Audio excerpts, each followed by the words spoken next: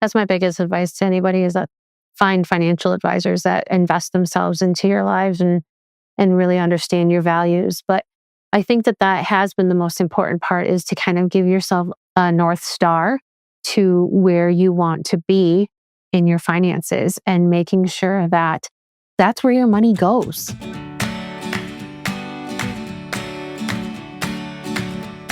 Welcome to Money Dates, the podcast that makes money conversations with your partner feel a little less taboo. I'm Natalie Slagle, a certified financial planner, and I'm joined by my husband and business partner, Dan Slagle, also a certified financial planner. Say hi, Dan. Hello. In each episode, we'll share honest stories and practical tips to help you and your partner feel more connected and confident on your financial journey. So grab your drink, get comfortable, and join us for our Money Dates.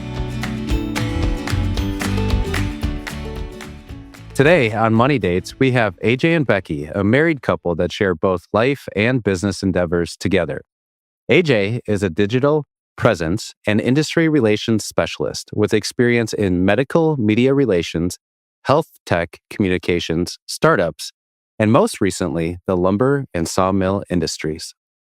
Becky is a content strategist who owns and manages community lifestyle websites and consults with small to mid-sized businesses to develop social media marketing plans and a strategic digital presence.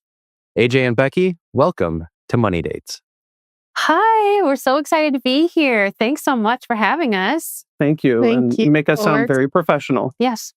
You are. I know you're, Dan, you're saying that intro, and I'm just like, what did these two do? I mean, such a different world than us. And thank you again. You are our first guest on the podcast. Dan and I were sick of hearing ourselves talk, and we're like, True. We know so many great couples. We have been saying it on our podcast. We want to hear from other couples, and you two said yes.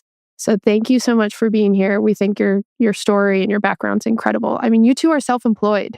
That alone is crazy. And there's a lot of different financial navigations with that.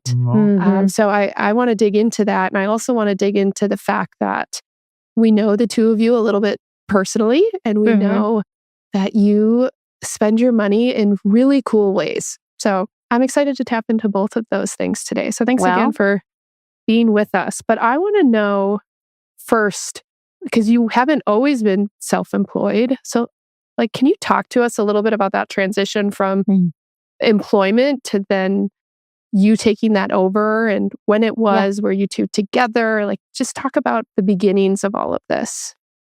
Yeah. So I was the first to step out into the world of self-employment when I got a job offer to work as a contractor at Mayo Clinic and work 20 hours a week and make more than I was making 40 hours a week.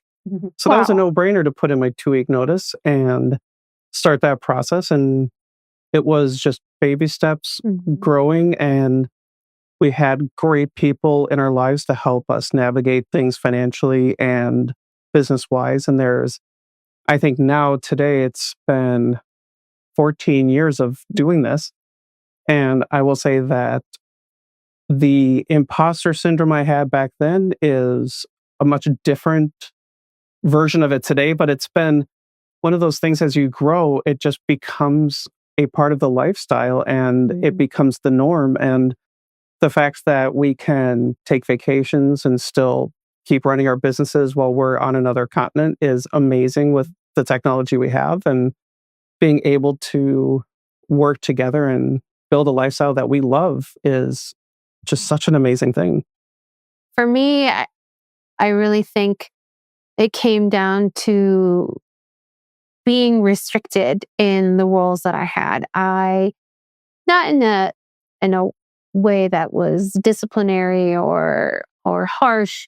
It was just simply the confines of business. And I had so many ideas, and I had so much passion for doing new and creative things. And it just wasn't an environment where that could thrive. And I had a really good idea for something in the town that we live in. And this guy here is like, hey, you're either going to do something about it or you're going to stop complaining about it.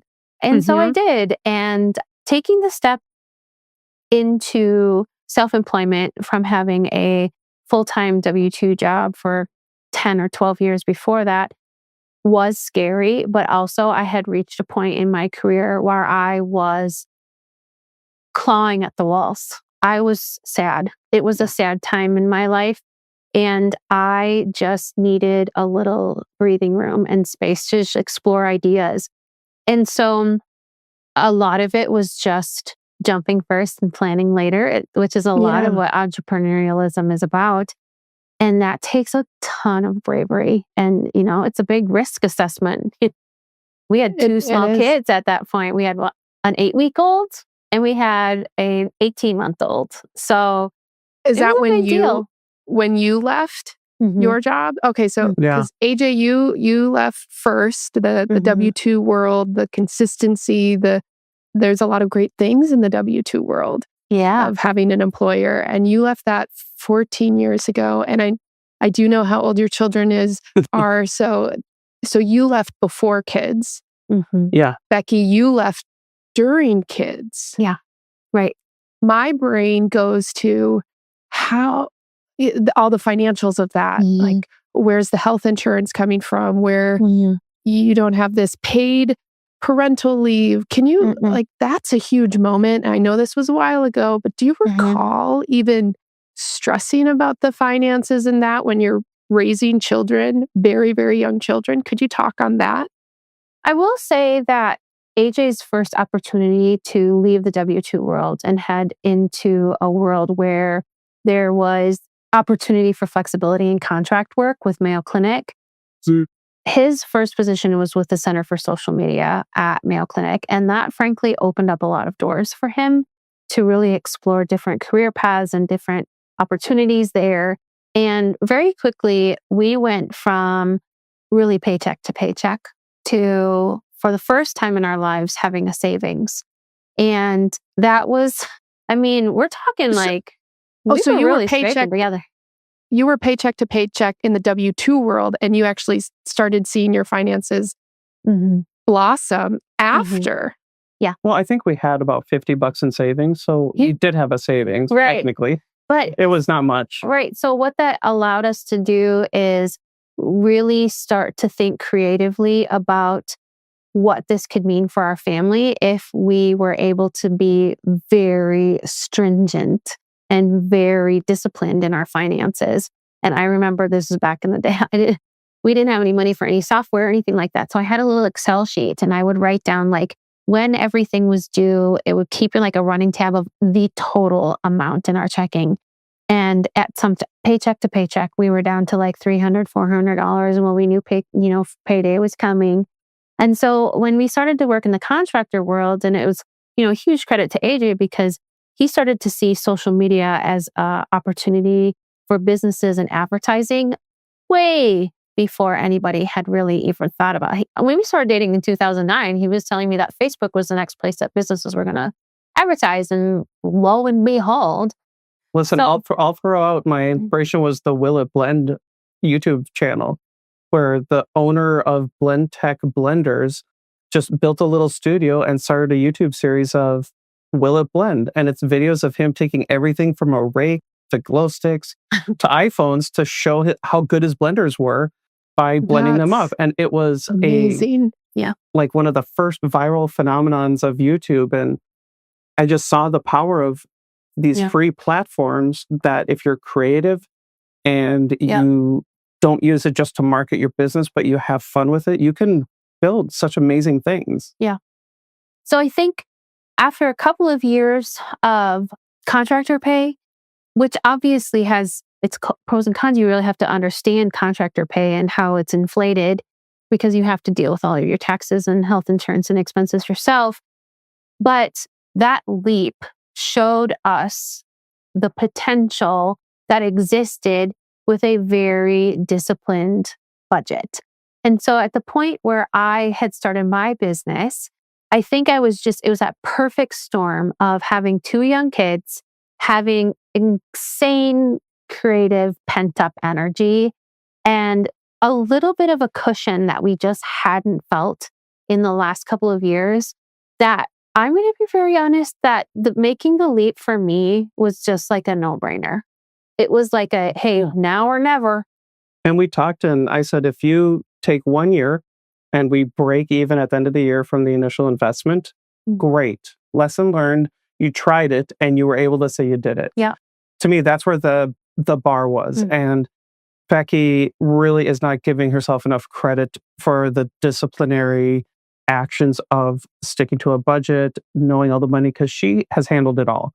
I am not equipped with the mental faculties for spreadsheets, and it is a genetic disorder that I have, but it is 100% due to her rigor and her dedication to keeping us on track financially as a family, as a couple, that has allowed us to be where we are today. And that's just solely what she has done. And while I may kick and scream like a little child sometimes because I want to buy something for work, like a new camera or lens or something that I can clearly justify in my brain, she was so good at making sure that we talk about it and we work on how do we get that at the right time. I mean, camera lenses and camera equipment is really important, obviously, for the work that we do. The parts that I had a little difficulty with were some, real offhanded purchases. The most recent would be AJ is now an ordained minister in the International Church of Gnomes. So if you'd like to... Gnomes? Yep, the Church of Gnome. Like garden? Like garden gnomes? Yep, the Church of Gnome. I even have my hat upstairs. It's a little... When I tell you this was a real $40 fun purchase moment for me, that's a severe understatement. I think I sat in silence for maybe a minute and I was like, that'll do for now. No we're at the point of $40 fun purchase is okay.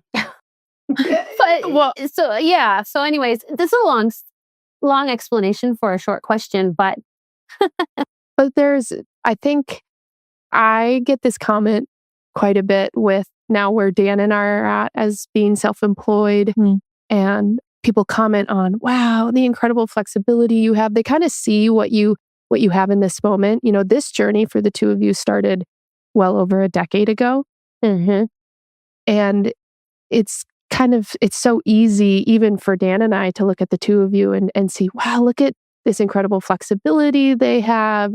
I know the two of you, and I want to talk about it, but you really prioritize using your resources to create incredible family memories and incredible family travel. But that I don't know if, including myself, if people are really giving the credit of the journey that it took to where you are today. So I'm glad we spent time on it, because you went from having $50 in your savings account to now being in a different situation where you can afford trips and you can afford things. So let's make sure we give that credit of past to Becky and AJ and all of the hard work you had to do. But now I do want to kind of get to the nowadays on what the two of you are doing, how you're navigating things. And I actually we do talk about finances on this podcast, and I think a really important financial aspect in entrepreneurship is health insurance. And there's been a lot of changes with health insurance, and you two have had to navigate that. You can share what you want with the specifics, but it is a beast. And I would love to hear from you on how you two navigate that, talk about it, and because it is such a different conversation than with people who have W-2s and their nice employer health insurance. So do you mind just talking about that specifically? Before you start talking, I will just say, again, Becky took it upon herself to crack that nut and figure it all out, because she was bound and determined to make sure that we had the best coverage that we could get and to go through. And I remember when things were changing, there was 1 month she spent 70 hours on the phone trying to get things fixed. And when you're going state by state, each state is different based on what kind of opportunities you have for health insurance, if you're on the open market. And because we live in Rochester, where Mayo Clinic is, some of the metrics that they use to judge how much you should be paying is based off of how many sick people there are in your county. So the numbers of people at Mayo Clinic actually increase the health insurance that we pay because of its proximity to where he lived.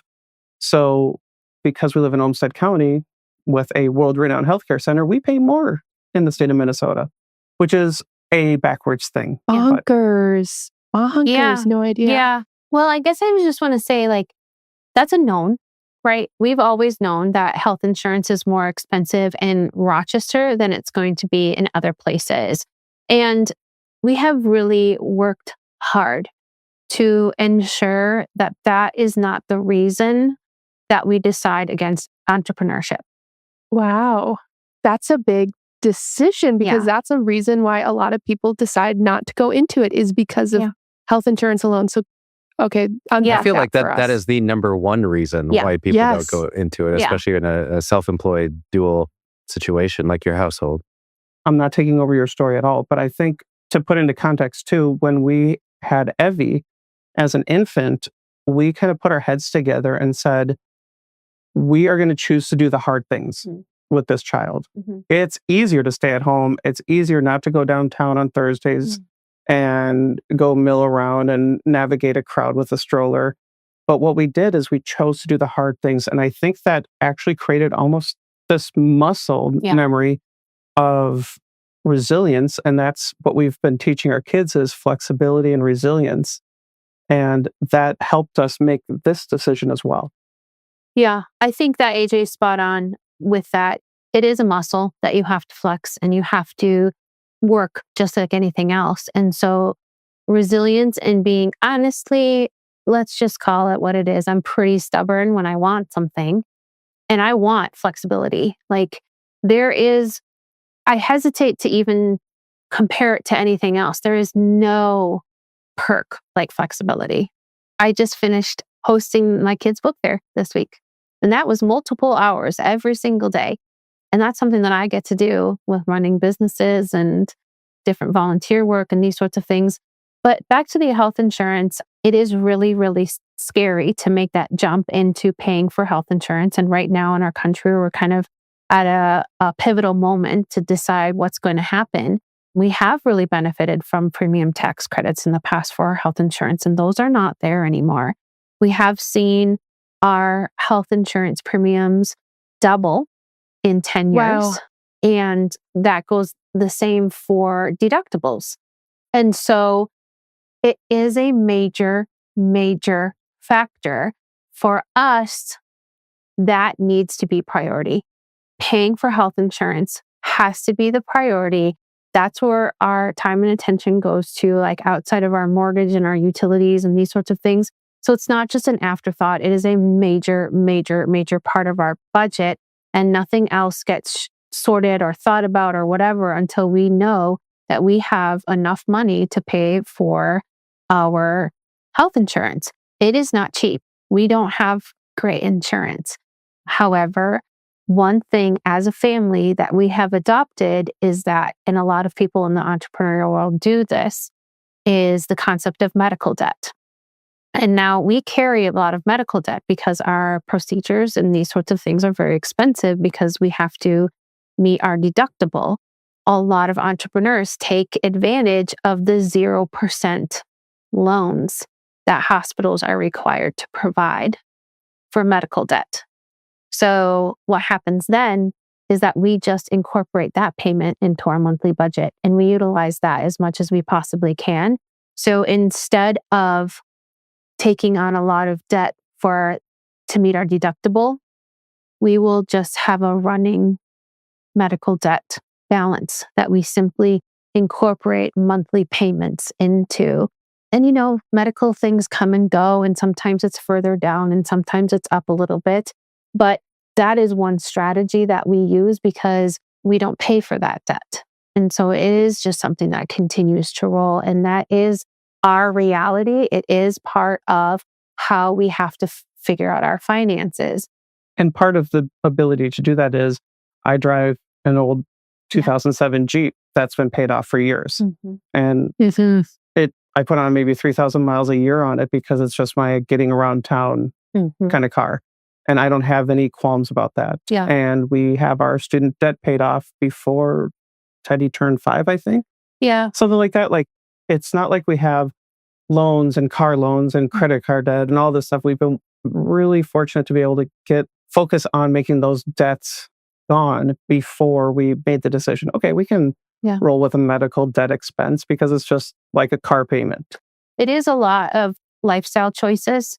So because our priority is to never leave entrepreneurship based off of health insurance, well, then we prioritize what we buy or what we take on as debt, because being an entrepreneur is very important to both of us and just the life that we've been allowed to build because of it. So that takes discipline. Again, flexing that muscle to say, well, he's not going to have a new car. And once we have a van that we had to buy, and once that's paid off, we'll keep it for the first kid that drives and then see what happens when we need another one. And so it takes discipline for sure.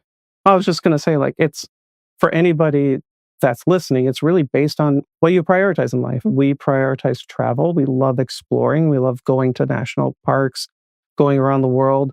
And those are high priorities for us, not driving a Mercedes. Yeah. So it's just one of those things, like the money's there and we're not trying to look like we're rich. We just want to be able to afford the healthcare, afford the house, put money away for the kids, be able to travel. It's just based on where your priorities at in life. Yeah.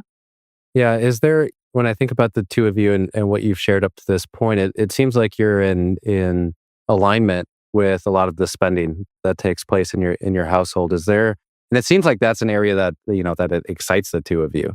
Yeah. As well. Can you recall a time where things really, really clicked, or maybe you were able to more so align certain spending items with those values that you've created? Can I talk? I'm really excited about this. Yeah. You both I can think perked of a up. ton of them. So I think when AJ and I got married, we paid for a lot of the wedding ourselves. I've lived here a long time, and so I have a pretty wide and deep network. And so we didn't need to, but it was whatever. We had a pretty large wedding. We just ran out of money for our honeymoon. She knows everyone in town, right? We ran out of money for our honeymoon. And so we had to cancel, and we, took flight vouchers, but we just we're like, let's just get away. So we went up to Minneapolis and we stayed at the W in the Foray Tower. And there was one evening we were having drinks in the bar downstairs, and they had these cool swings you could sit in. It was very chic and very cool. 2010, 11. This is very Katy Perry, almost. That's Yes. the picture I get in my mind. They were more cozy, weren't they hammock swings or something like that? Something like that. Yeah. Anyways, one of the things that I had read somewhere along the line was to on your honeymoon, have a chat about family values. And that can be a couple of different ways, your personal, your moral values, as well as your financial values. And AJ and I wrote it down in a little notebook, and our financial values were basically our relationship, our home, future children, hospitality, and travel. Those were kind of our top priorities in our life. And also included in that is obviously our generosity. Where and how do we want to give our money?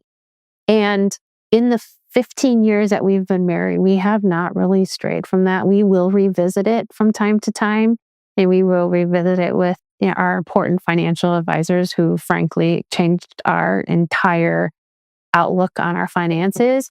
I will say it's been great, especially Becky has benefited the most from having financial advisors, because it's been great therapy where there's a lot of stress around managing finances for a family of four. And it's great to hear from professionals saying, you're not alone. Yeah.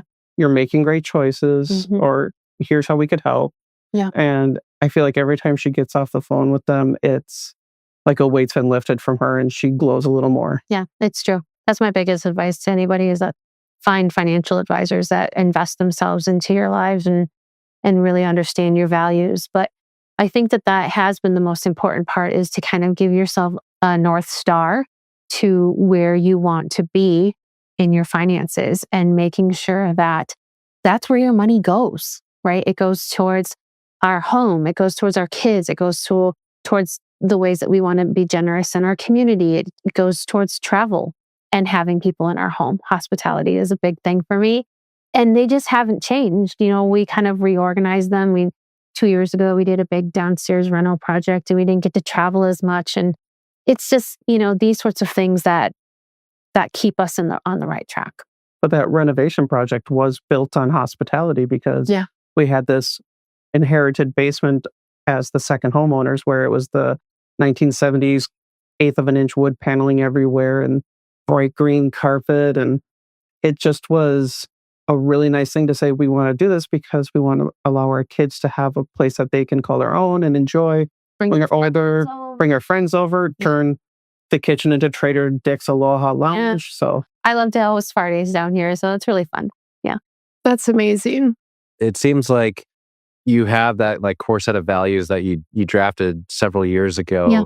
You revisit them on a pretty frequent basis to almost like realign, right? Mm-hmm. And I think every anniversary. Every anniversary, even better. I love it. When you do that, because you are self-employed as well, right? You have potentially like, I'll call it inconsistent income at times. Like, how do the two of you decide where money or resources get allocated to like the values and like how they shift throughout the year, right? Is it kind of based like, for example, you shared you have children. So like there may be some years where you have more expense going towards experiences for the kids or travel versus the home. So can you talk just a little bit about how you go about prioritizing some of those values? Yeah. So when we're thinking through our values and how we spend our money, I think he's really easygoing, and that's amazing. And I have to be really careful that I don't take advantage of that easygoing nature and kind of usurp my plans onto that. But I tend to think strategically, and I tend to see the calendar in like a full chunk, like a year. And like, how does our family fall in? We make a lot of money in Q1, which can really look like inflated finances. Like, whoa, look, we've got all this money, but we really have to be very careful. And over the years, we've really been able to understand the importance of having, like, for example, a larger savings or a larger cash on hand, as opposed to, investing or allocating all of these things for travel. But I tend to think, in 3-month chunks, like, okay, in the next 3 months, it's spring break, we'll go visit our friends and go to a place that we love in the Pacific Northwest. And then this summer, we need a new deck. In a total fit of rage, I had a contractor come and I was so tired of my deck and it was wobbly and creaky, and I put my foot through a board and I was like, just tear it down and take it to the dump. And I thought, we'll just get a deck built. Well, it turns out it's a little bit more of a process. So we don't have a deck and we need one. So that's probably going to be happening this summer. So we'll go on a trip. I don't know. It all just seems to go together. When I explain it to AJ, he's got a lot of trust in me and kind of how I look at our finances and what is needed for our family. And I'm really grateful for that. Unless I come down on him hard for being an ordained minister. Well, I also would like to add that you are an ordained minister for the Universal Church of Light and Unity or something like that. Universal Life Church, which is what everybody does. Anyways, back to the finances. I got ordained better. That's all. I got ordained better. That's just kind of how we have worked through it. Our kids are busy and active kids, and I am not going to deny that we spend money on them. Kids are expensive. Kids are really expensive. And then when they have interests and you see your kids blossom into an interest, it's really hard to say no to something that just brings them so much joy. One kid is art club and sewing and horseback riding and skate. It just brings her so much joy and happiness. And she's got a lot of that pent up creative energy like her mom. And so giving her ways to explore just lights us both up. And then Ted, our son, Teddy, he's in his sports era. Yeah. So it's flag football and baseball. And during the winter, we're at the batting cages every other day. And he's taking classes and doing strength and agility training. So one of the great things about how we have chosen our fields to be entrepreneurs in is that a lot of the things that Becky does as a local and regional professional know-it-all with her websites, is having to get content of new events and new places. So these are work expenses that we can take the kids to, and they get to experience things that a lot of people in their class and their age don't. So if we need to go do a review of the new children's theater play that's up in Minneapolis, we get comp tickets and we do a review and we take the kids and get their opinion. So little things like that, they have been so adventurous in ways that have really delighted us, and they're great with traveling and exploring, and they've just caught that bug in a way that makes it so easy to just do it all together. The intentionality that the two of you have built with your businesses, but it's serving your personal life, it's serving your children. It is so powerful to see, and I'm just so impressed by that, right? Like what was the words you used, AJ? Flexibility and resilience. Yeah. And, you just describing like this, adventurous life and honoring these things that your children want to do. Well, you've also kind of made it a part of your jobs. I mean, that's not nothing. Maybe unintentionally. Yeah. But it's incredible. Like your values are not only happening personally, but they're also happening professionally. And then you're utilizing your money, your resources to accentuate all of that. And this is the thing about entrepreneurship when you're both entrepreneurs that I think is fascinating. And I'm wondering if you could dig into it a little bit more, is how the business financial decisions impact the personal financial decisions. Oh, yeah. It kind of starts at the top. And the top would be the business, because the money you bring in the business, the money you spend on the business, then whatever is left over is what we get to enjoy personally, right? So at least that's how I navigated in my head, is I have to start with the business finances and then go to the personal. So how, like, Becky, I'm kind of understanding that you're making a lot of these maybe tactful decisions and then coming to AJ and talking to AJ about it. Yeah. Is that also happening in the business side, or how do you navigate kind of what happens professionally and then how that impacts you personally? I think a lot of it for me boils down to, I have a business that I'm super fortunate has almost zero capital involved in it. I mean, I get a new computer every 5 years. I'm a real stinker about it. I don't keep my technology super updated. I just kind of make it work. And so a lot of the business financial decisions come down to who we have helping us on our team at any given time. And the nature of our work is that people kind of come and go, right? They kind of come and go. And so sometimes we'll be spending more on contract work. Sometimes we'll be spending less. Maybe we have a personal thing going on, so we need more work, more people helping us with our work, or less people helping us with our work. So I think it always comes down to, what are we willing to take on personally, and what sort of effect does that have on the rest of our lives? Because I could probably work on my websites 100 hours a week and still obviously have things to do, but I don't want to. So, but that wavers at different parts of my, sometimes I'll just be like, wow, I'm really into it. Or like, I really want to work in January, February, March is always more busy time. So I'll double down on some of the help that I receive with my team, or somebody that's new, or my team will take on more hours.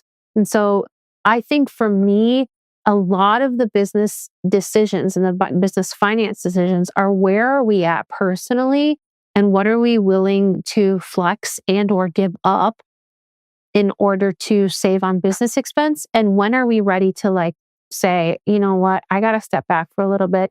It's going to be travel baseball season, so I need more help during the summer. And so that for me is the most important business expense. And we always have to be aligned on how much we're spending on our people who we love and we want to invest into. And we're so fortunate that we both have team members that have been very loyal to us and the work that we're doing. And they are happy to flex in and flex out as needed. So from there, That's the main business expense that we need to look out for. Then it's our health insurance. And then from there, we need to make sure that we're maintaining our home and whatever. But right next to it is going to be like, where can we go? Where can we travel? What memory can we make? We have a bad case of wanderlust in this family. We are everywhere. We just love it. And we're so fortunate. We've got kids that love it. They're good travelers, probably because we've schlepped them around everywhere. Well, forced them, but no. And I think like what Becky's saying is we're always working on what's our workload, and is it at a point where I need to bring somebody on to help that, or do we need to just, can we expense that? And like right now for myself, my business is to the point where I am scaling, where I'm having multiple people now helping out. I used to be just freelancing, and now I have enough clients where I can afford to still pay myself that same wage and bring others on. And it's been, like Becky was saying, we love our people and we're able to help others. And it's a new term, I think, that I just heard on Instagram, somebody saying is a contractor collective, which is like an interesting new model of work where we're all contractors and we all have kind of our core clients, but sometimes we need help on projects with someone in a specialty that I don't have. So we'll bring them on and they'll help us. And I was just having lunch with a young man who I mentored and helped get his career started with videography. And he's like, hey, I work with this young woman who's really interested in web design. She went to school for UI UX and she wants to learn more. So we had lunch, we met, and I'm like, great, I've got a project that I'm doing actually with one of the places that you guys sponsor, the Med City Roller Derby. Finally, I can give back to a community that helped me get to where I am, where I'm doing a pro bono web design to help the roller derby team because they're a nonprofit, and everything they raise, they actually give to charity. So it's a great way to give back to the community. And this is a great project to help train somebody in that wants to know more. Yeah. One last point. We really talked about this a lot, but I think too, what I love about our business models and the flexibility that we've built, so we help each other. We kind of cross over when need be. AJ does some work for me. Actually, he's technically my boss on paper, but he's an unpaid team member. We won't tell. So we have one of the most important aspects of both of my websites actually is our event calendar. And our event calendar is really important to me because it's where everybody can go find out what's going on. I'm really strict about it. It needs to be accurate. It needs to be full. It needs to have a variety of events across the wide spectrum of things to do in Rochester. And I try to keep it comprehensive. Well, I did have a team member for a while, and different financial issues meant that we weren't, we needed to cut that position back for a bit. And then this guy said, well, I'm happy to do it. And he keeps doing it, even though hopefully in the future we can outsource it again, because being tapped into the community is really important to him. So he knows everything that's going on. Now I got to be careful because he's coming from my know-it-all crown, right? There's no way I can absorb it. But that his know-it-all crown. Stop it, No, Dan. Oh, just stop kidding. it, Okay, Dan. stop it. Okay, sorry. Yes. He had to. His know-it-all crown. Anyway, I need to go get my hat now. I know. But what I'm saying is like, that's that choice, right? He loves doing that. He loves being tapped in. So even though it's obviously a pull on his time resources, it benefits him and it benefits our family. Plus, I was able to get really techie and use certain tools to really streamline the process to be more efficient and productive. So I built custom Mac OS shortcuts where I'll download all of the events and hit a button and it'll turn the time zone to Central Time Zone, and it'll turn it into one ICS file to upload. And this button will take all of the images and format it exactly how we want it to be. So I don't have to use Photoshop for every image. It's just fascinating. It's fascinating. Well, and it's like, clearly you're an expert in something that most of it, like you're saying these things, I'm like, I have no idea what you're talking about now, but that's why people need you. And I think it's really interesting. I mean, like just thinking back to your story, the two of you making that leap all those years ago to be self-employed, to be your own contractors. And now you're at a point where you're starting people off the same way you did, right? Like you're giving that opportunity to contractors, and you're creating employment for people and income. And that's wild. Yeah. Okay, so I need to share with you a quote by Denzel Washington, which has inspired me for years.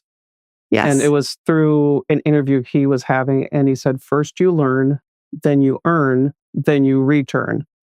So I look at it saying we're in our return phase now, because we're at a point where we can now give back and help others. And that wasn't there for us in this community at the time we started. It is in a lot of other communities, but we want to build that now where we're at that age and that level of we can help people who have an interest in it and avoid a lot of the traps that we've gone through. And, they're hit, like my conversation this afternoon was this young woman who wants to do web development. And she goes, do people just tell you, oh, I can do that with AI? I'm like, no, I don't run into that, but I totally get why you would. Yeah. And it's a great way to now be in our return era. Yeah. Yeah. Well, I think the last question that we'd love for you to kind of like put this all in a bow for us is just what works about your financial situation. And then if you don't mind sharing, like what's challenging, what's the thing you're working on, especially when we're, again, just centered around the fact that you're both self-employed at this unique experience. Like what is working financially? And then what's the next challenge for the two of you? Yeah. I think what's working financially for us is both AJ and I have spent a lot of time earning the trust from our clients. AJ's had a couple of different sectors that he's worked in, but frankly, you can thread the needle on all of them, right? It's like somebody recommended AJ for this and then that and then this, and then it's all based on relationship. And I think if there's anything that's working for us financially is that we have a series of clients that just trust us. And they trust us to spread their messaging with my platform.